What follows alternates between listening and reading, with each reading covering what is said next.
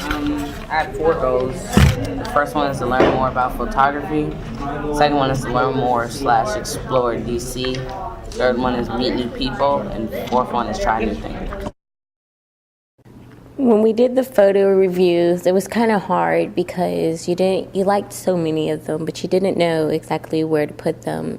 We had photographers come and talk to us about different types of photos, and I guess it made it easier for us to figure out which ones that we liked. When we had to do the tagging project, where we posted all our pictures up and then they would put sticky notes on which ones they liked the most.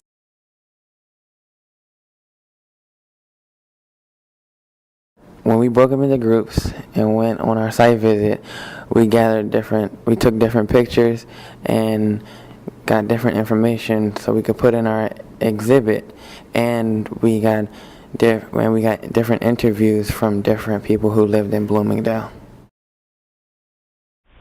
The thing I like about Bloomingdale is people are really starting to get to know each other and to respect each other as individuals. And, people who don't own dogs are starting to say, okay, well, people that do own dogs are here. So we've got to figure out how to make that work, and we've got to figure out what that means without our rights being trampled on. On the other side, people are starting to say, if I see 2 or 3 or 4, kids of color standing on the corner, that doesn't necessarily mean trouble. Perhaps I should speak to them. So those things, those changes are happening. I don't know if you guys know about the McMillan site that's just up the street from here.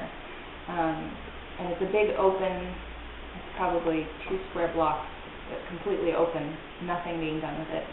And there's a lot of talk about bringing some kind of development like that, chain restaurants and chain like big box stores and, all with luxury condos up above and whatever. And there's a lot of debate about that. I mean, it just took me probably half an hour to get up First Street and North Capitol Street, and the traffic from bringing in something like that would completely change the way the neighborhood feels.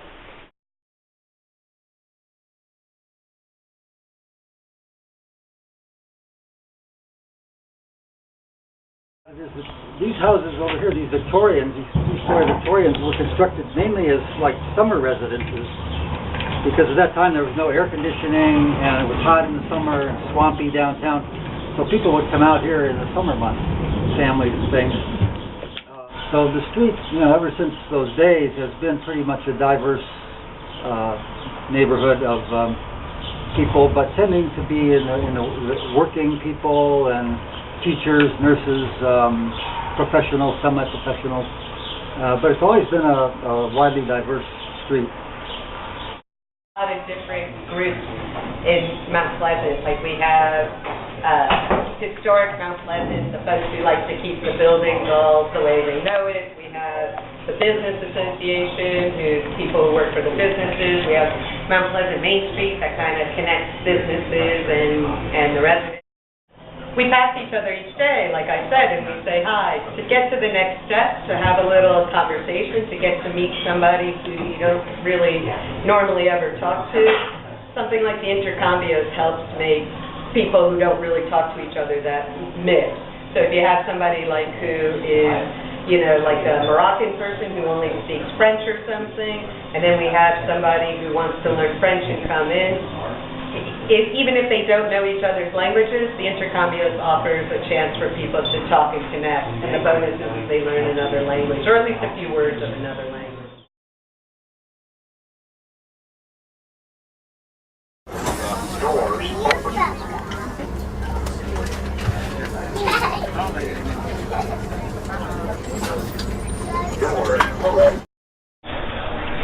I mean, 8th Street was really bad when I first come here, 2000.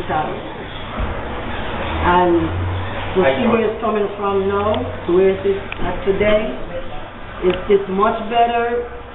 As I said before, we just want to see, a lot of business closed down since the construction is going on.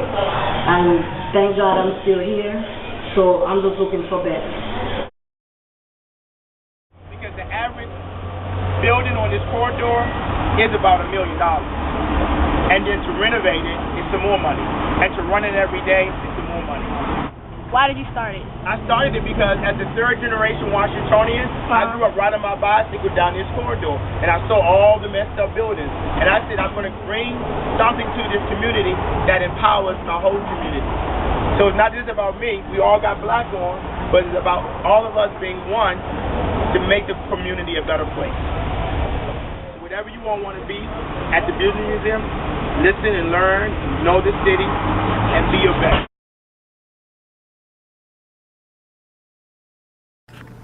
During the planning process, the 3 different groups, they basically determine what things need to be put in the exhibit and how they get their message across.